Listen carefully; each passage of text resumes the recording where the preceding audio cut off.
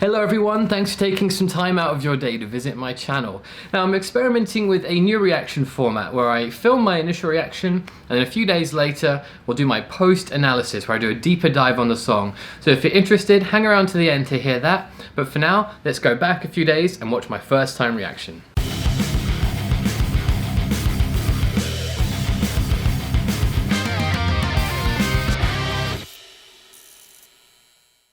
Now, I took a long break from reactions, and right now I am on a mission to react to all the bands that I've been putting off for a long time. Now, I've been a music lover for a long time, I've been a metalhead and musician for a long time, but for some reason, I've heard of Tool many times. I've lived with people that have been Tool addicts and have berated me for not listening to them. And I don't know what it is. Maybe it's because I just have like an addictive personality and I listen to certain bands over and over again. I don't explore in other bands. And I can probably hear some of you now saying, you're a metalhead and you haven't listened to Tool? Are you an idiot or you're a liar? Honestly, I've just put it off. I don't know why. I've just put it off. And I know they're great. I've heard so many things. I've probably heard clips here and there, but I've never listened to a Tool song from start to finish. And I know it's bad, and it haunts me. And this is the one band, there's quite a few I've put off, but this is the one that I know is like, it's terrible that I haven't. But I'm finally gonna do it, and you're finally gonna be able to watch me react. So, I put a feeler out recently to get some suggestions. The Pot is the one that's come up the most by far. I did a little bit of research into the band, but I'm basically going into this dry, so let's see what happens. Who are you to wave your finger? You must have been out your head. I hold deep in muddy waters. You practically raised the dead. Rob the grave to snow the cradle, then burn the evidence down. Soapbox house of cards and glass, so don't go tossing your stones around. You must have been high. You must have been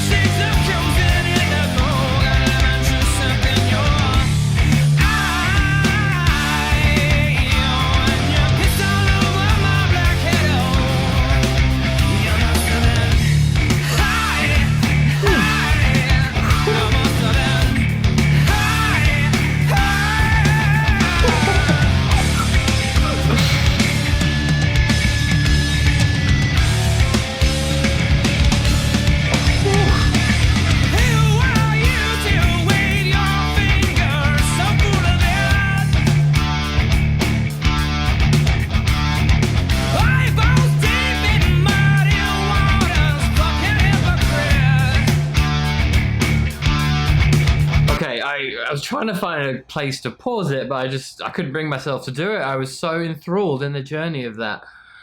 Whew, that was not what I was expecting at all, and I'm very pleasantly surprised by the amount of kind of space and silence in the mix. Like, it's not like a wall of sound like so many bands. The guitar was tasteful, it would dip in and out. The bass was really cool. I love the rhythms are very interesting. I'm a bit crap when it comes to counting rhythms, but I believe it's in like a waltz, like a 3/4. I imagine there was some rhythmic changes in there. The singer's voice, oh man, there's something everything's very raw. I love there's so much dynamics in this without there being like an abundance of studio effects or fancy crap. Like, it's so raw, and you can just tell straight away these are serious musicians. I'm not sure if this is something to do with addiction. I'm gonna come back and try and analyze these lyrics properly, so I don't want to pause too long here. I just want to take it back a bit, because oh my god, I mean, I almost wanted to do the whole thing. I'm just gonna take it back a minute or so. I apologize if you're in a rush, but I'm not, so I'm gonna listen to the last minute again. Okay, sorry, let's go.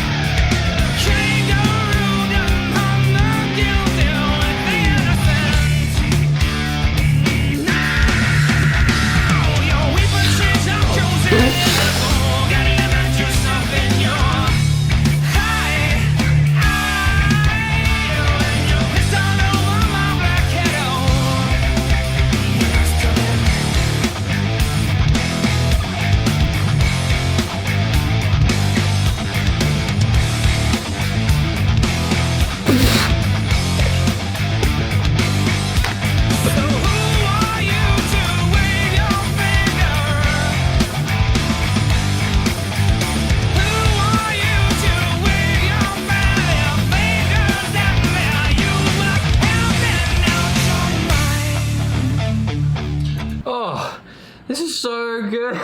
Oh my god. I feel like such an idiot now, like, for putting this off. This is totally not what I was expecting. I didn't know. Oh, I was imagining something more sort of dirty and grungy, but I guess this is kind of in a way, but this is so much more complex and interesting than I thought. And some of the transition, I'm probably getting the rhythm wrong. I don't think it is 3/4. It was like a 3/3/4, 3/3/4. Someone smarter than me can correct me in the comments. Tell me what's happening with the rhythms here. Where do I begin? Okay, so I was trying to listen to the lyrics more. She said hypocrisy, and then something about who are you to judge. So, okay, so yeah, maybe this is more about not necessarily pro pot, but making a point about people that are cast judgment onto people that enjoy the devil's lettuce. Very interesting. This is quite a powerful topic. I can't get over his vocals. The things he's doing are so good, and it's just like an element of rasp and distortion. But it's still very clear. Like, listen to you think about like Eddie Vedder, like Pearl Jam, it's just, you don't understand a word. But this, again, his voice, every instrument is just stripped back and raw. You can hear everything. And with a good pair of headphones, this is quite the journey. There was an amazing transition a minute ago. I apologize if I'm pausing too long. I'm just trying to make sense of everything in my head. I'm just gonna take it back a bit again.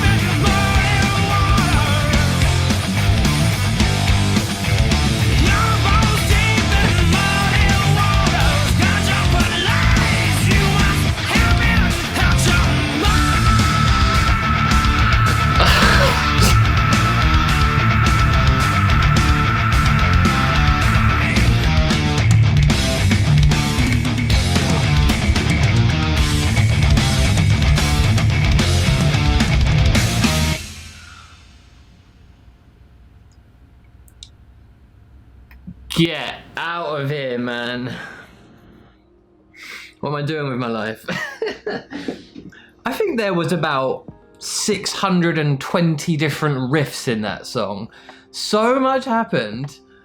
I mean, this is a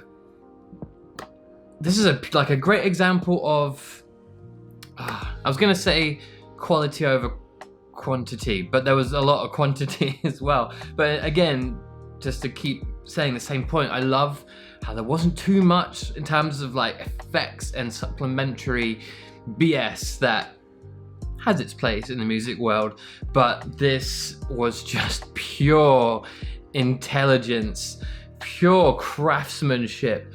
The way they would introduce there's just so much going on. Like, I need to go back and analyze this because there was just so much happening. They would plant little ideas, motifs, themes, and then you just couldn't sort of keep up with it. Just each musician, each instrument was so interesting, intricate. Everything, it was like a controlled madness throughout. And like the guitar tone, it wasn't like everything turned up like so many bands are. It wasn't overly distorted. It was quite an understated tone, but he was letting the composition and the intelligent playing speak for itself. And oh god, just that, the way that flowed, you just didn't know where it was going to go. You got sucked down these different little rabbit holes, and suddenly it kind of made sense at the end of each section. And the singer, again, that voice is just incredible. He held a crazy raspy note at the end there. Okay, so now we finished it. Let me just check the lyrics again, because I didn't look at like the end of it. Who are you to wave your finger so full of it? Eyeballs deep in muddy waters, fucking hypocrite. Oh, this is powerful. This is so powerful. Okay, that kind of confirms then, I think. Liar, lawyer, mirror for you. What's the difference? Kangaroo beast. Can someone explain the kangaroo thing? Are they trying to legalize weed in Australia or something? Yeah, I think this would be an interesting one for me to do some research and understand a bit more about it. So maybe I'll revisit that point, but very powerful. This just ticks all the boxes, doesn't it? I get it. Just from this one song, I can see already the level of virtuosity, of passion and intelligence that has gone, and the time and effort, like that is not easy. That is just really, really not easy what they've done. Hello again, it's me, present day Tom, and it's been a few days since that first reaction. I hope you guys enjoyed my brain scramblies and just complete bewilderment at this amazing song. This is a perfect song, I feel, for this format, because it's so hard to get everything in the first listen. Now, I apologize if I maybe didn't give enough credit to everyone in the first time reaction. There's so much to take in, and as a guitarist and singer primarily, that's what I was focusing on. But the more I listened to it, the more I was appreciating just all the minute details and just the craftsmanship of this whole song, and the drumming and the bass playing. Like, the bass really carries the whole song. Just the amount of rhythm and themes and everything, it's so good, and you pick up something new each time. So I did a little bit of research into the band and the song, so I tried to learn a bit about the band members. I'll put their names down here if anyone who doesn't know. And yeah, basically I've listened to it many times now, and I've just made some notes about some of my favorite things. I have to say, I had a really dumb moment when I was looking up the band members. I guess my eyes didn't see Danny Carey's name properly, and I thought it said Dana Carvey, and I'm like, no way does Garth from Wayne World play drums that well.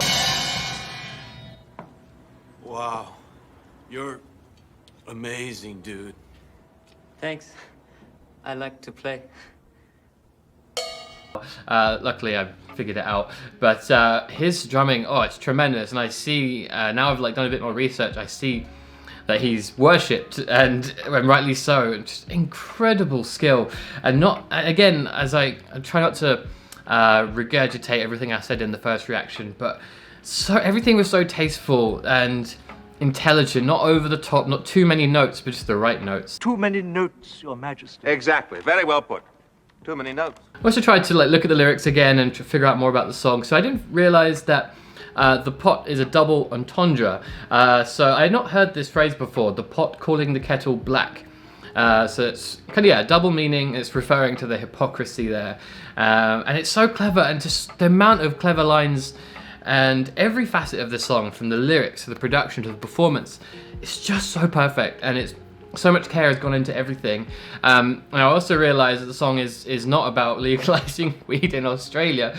If the kangaroo references refers to kangaroo court, so the idea of jumping over things, jumping over evidence in the interest of incriminating a defendant. So yeah, it all ties into the theme of the song. Very clever, so many brilliant little references in there. So Maynard James Keenan, every time I listen to it, I just feel like I get chills from a different line in the song. You know, some songs, there might be one or two lines, like, oh, that bit sticks out.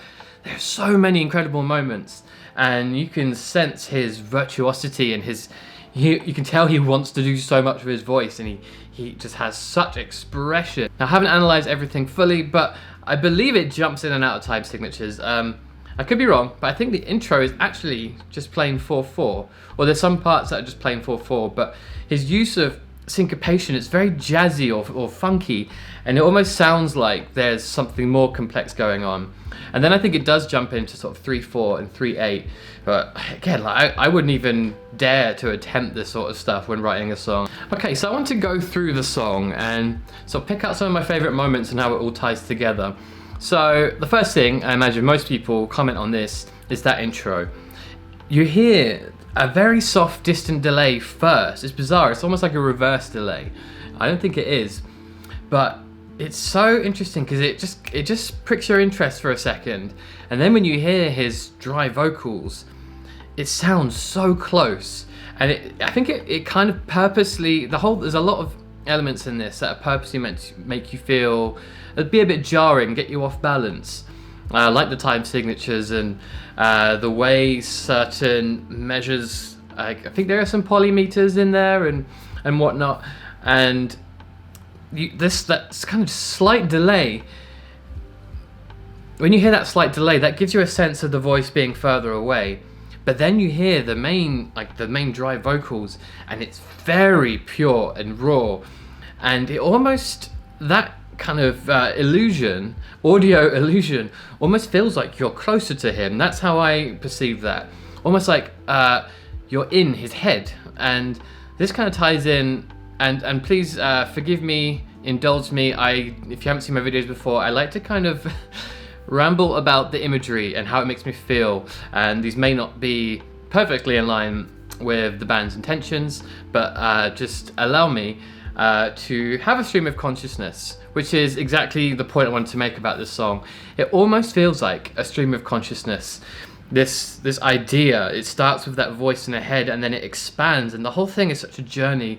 It gets more and more crazy and more angry, like he's going on a rant, like he's waking from a fog, and the anger is taking hold of him, and he's having this revelation, and it's exploding, and everything is reactive, because it's just the way, yes, that whole journey, the way it happens, is so clever, and the words and everything as well. It's like he's ranting, and it's picking up more and more, and that's the feeling I was getting. And also there's, as I mentioned, instruments are kind of reactive.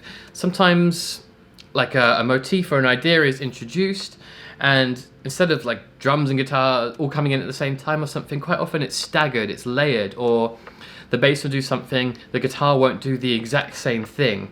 So there's this sort of vague connecting of everything, which keeps you a bit, this is why I was probably just like this for most of the reaction, because I'm trying to figure out what's happening. But I think that's all part of the experience that they're building for you, and that's how I was feeling about it all, and I'll try and touch on some of those points in a bit more detail. Okay, let's start with this opening section real quick. So we've got the opening vocals, this sort of inner voice as I imagined it, and then Justin's bass line is so great. The use of the pick is so, it gives it such a rhythmic, beefy sound, which really fits well with every other element and really carries the whole song. And also, I didn't even notice the sort of bongo playing around the 20-second mark, because I think it also pans a little bit, but I was so focused on the rhythm and the vocals, and I didn't even pick up on that. And a lot of little touches that just completely I probably felt but didn't think. Which so much of music is about feeling over thinking, and so many little touches like that which are great. Who are you to wave your finger? You must have been out your head. I hold deep in muddy waters. You practically raised the dead. Okay, let's start with this opening section real quick. So we've got the opening vocals, this sort of inner voice as I imagined it, and then Justin's bass line is so great. The use of the pick is so, it gives it such a rhythmic, beefy sound, which really fits well with every other element and really carries the whole song. It's such a clever riff as well, and again, it's kind of jarring, the rhythm. It makes it sound extremely exotic and complicated, and it feels strange with the vocals at first. Like now I've listened to it a lot of times, I'm expecting each section and it all kind of makes sense, which is why I think this format makes sense, because I'm hearing it completely differently now. But that first listen, it's like, oh, wait, what? It doesn't make sense. But it keeps you on the edge of your seat, which is so great. I also love the way the guitar gets introduced. You've got the sort of feedback slowly fading up, and again, this is sort of panning. And what I like about it is he's not playing the exact same thing as the bassist. In my head, as a much more basic songwriter, I'm like, okay, this part, the guitar is going to play unison. He's going to play that same riff, but it's not. It's a bit more stripped back. And when I listen to it again, I'm like, oh, I bet the bass changes there as well, but not. The bass keeps going with that rhythm, and you can almost hear those little pockets of space where the guitar, which is just chunky and sounds great. Again, less is more, and it felt really powerful and it really rounded the whole sound, but you also still hear that bass going. So again, very clever, and things are connected but not exactly the same. There's a slight purposely disjointed feel to it all. Let's just take a quick listen to that section. Hands down. So much house of cards and glass, so don't go tossing your stones around. You must have been high. You must have been high. And then in between the lines there, you can hear him taking that breath. So it's, yeah, not just a breath before the note. It's like it's almost seemed like he's purposely added in the sound of him breathing. And again, I feel like this ties into this stream of consciousness, like he's just kind of ranting, and then suddenly we're going to get this explosion here. We get these bending notes from Adam. This bit almost reminded me of Radiohead a little bit, some of their stuff, but it really adds up the space, and it's almost like an explosion, which there was such a nice little crescendo up to this point. A little bit of feedback in there as well.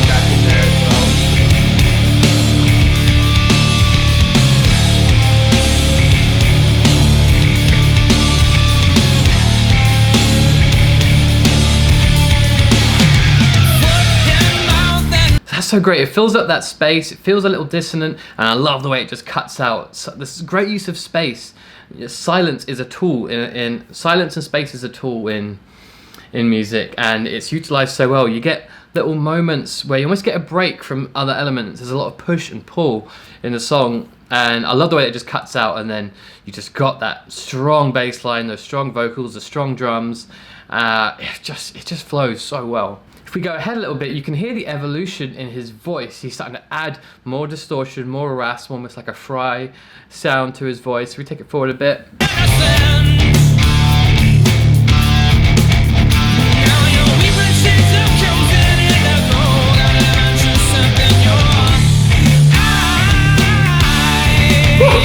So many little moments like that, just so cool. And again, it's just this crescendo throughout the whole song. And again, a comment on just how well everything's been composed. Everything is so considerate of the other instruments and elements. Great example here that Danny does on the drums, where he hits the cymbals in time with the high that has been sung by Maiden, and it just gives that a bit more definition, a bit more accent. Let's hear that.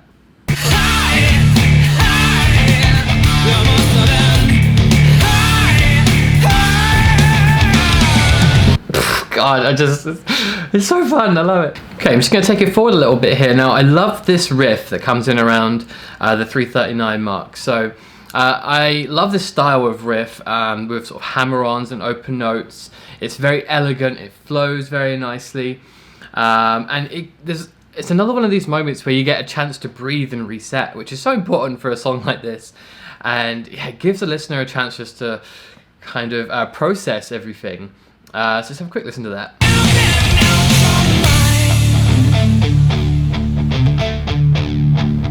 And we're gonna get a wah layer in a second. So again, this is a perfect example of this sort of reactive layers. It's not all just coming in at the same time. You've got the riff, then you have the wah lead, and then you have this. Danny is doing these kind of runs on the toms, so it's almost like a flutter, like an echo. Everything is. It's like adding to this feeling of like a stream, and just like this sliding journey you're going down. Now we start the next bit.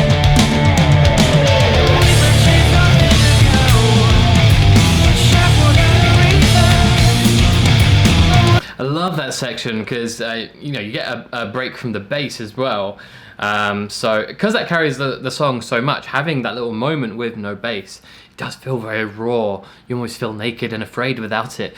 So when it comes in, it's so good. And I love that immediately that sort of drop, for lack of the better word, we've already got a variation of that same riff. It starts the same, then you've got a kind of almost melancholy descending run to end the riff. So there's just so many variations and ideas planted throughout. Let's have a listen to that.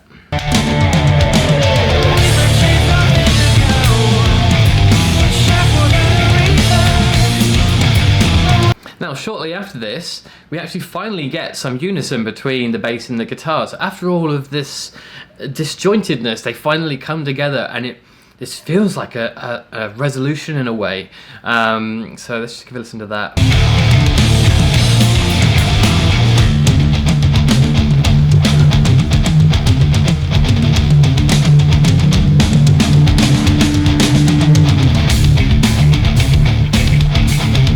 You got that unison, and the way Danny drives that, it's so good.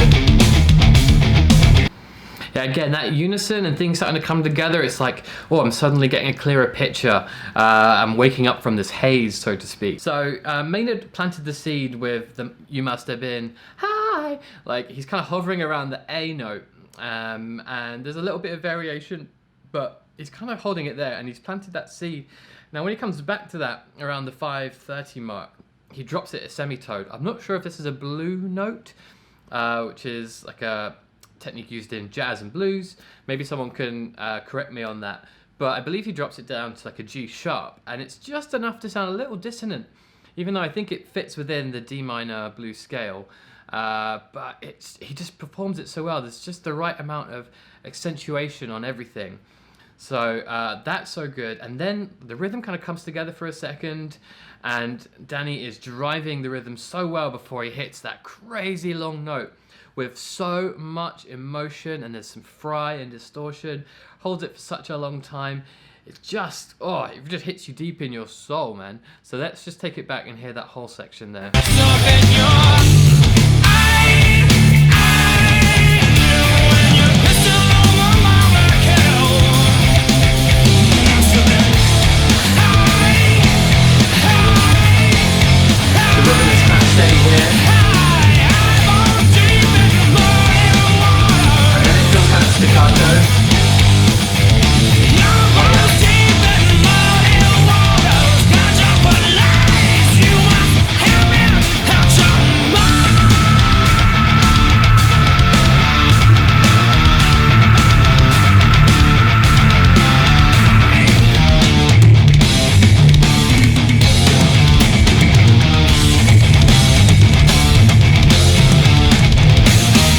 It's so cool because, and again, just fantastic composition of the drums and the whole rhythm, because it's sort of solid while he's holding that note. They're keeping the focus on the singer. As soon as he cuts out, he's doing some different stuff, and it mixes things up, and it's a bit like, how's this going to end? and I just love the fact that they end on the D sharp, you know, one semitone up from the root, and it has this feeling of, I mean, it's not a resolved chord sequence, it's not a like a cadence, or like a perfect cadence as it's called. It feels unfinished. It's not fully resolved, and again, I feel like it ties in well to the song and everything, the whole subject matter, and you know, injustice, hypocrisy, things not really being resolved and dealt with properly. So it's just, again, all these little details, and it just fits perfectly. I mean, I can only imagine the amount of time that went into all of this, and I'm interested to know about their songwriting process, like which part started first. Like, I wonder if the music comes first and Maynard adds the vocals, or if the lyrics are all written beforehand and then they add their crazy musicality on top of it. So I'm sure some of you know, feel free to tell me, because I'm definitely interested to know how you even approach something like this. Okay, I think I've rambled enough about this song, but yeah, I think that was really fun for me to do post-analysis, and I hope you all enjoyed this format, and hopefully I had some slightly interesting insight. But yeah, it's interesting looking back on why it took me so long. As I mentioned before, a lot of my friends were giving me a hard time for not listening to them, telling me how complex they were and everything like that. And I knew they'd be good, and I knew I'd appreciate them, and I guess I always thought, okay, I want to be in the right mindset. I want to be able to appreciate them properly. And I guess I did that for so long, I just kept putting them off. And although in a way I feel stupid for leaving it this long, I'm actually glad that I finally listened to them in this way, because I feel like I'm old enough now to appreciate all of these details, and doing it in this whole reaction format as well really helped me do a proper analysis and just fall in love with them as musicians, just because I know I'm really appreciating the amount of detail and time that has gone into this. It's really, really inspiring. Like, any aspiring musician or even any artist can look at any facet of this song or the production and be inspired, and just to see the payoff of what feels like careful planning and a holistic approach to the whole thing, not just focusing, oh, okay, I'm just going to do my part and I'm just going to try and play along or whatever. It's what details can I throw in that complement everything else and add to the meaning and the soul of the song, and that's just so apparent in this, and I'm just so impressed. Okay, I think we'll wrap it up there. Thank you all so much for watching. Let me know in the comments what you thought of this video, the format, this song. Would love to chat and nerd out with you. Yeah, so thanks again, and until next time, you take care of yourselves.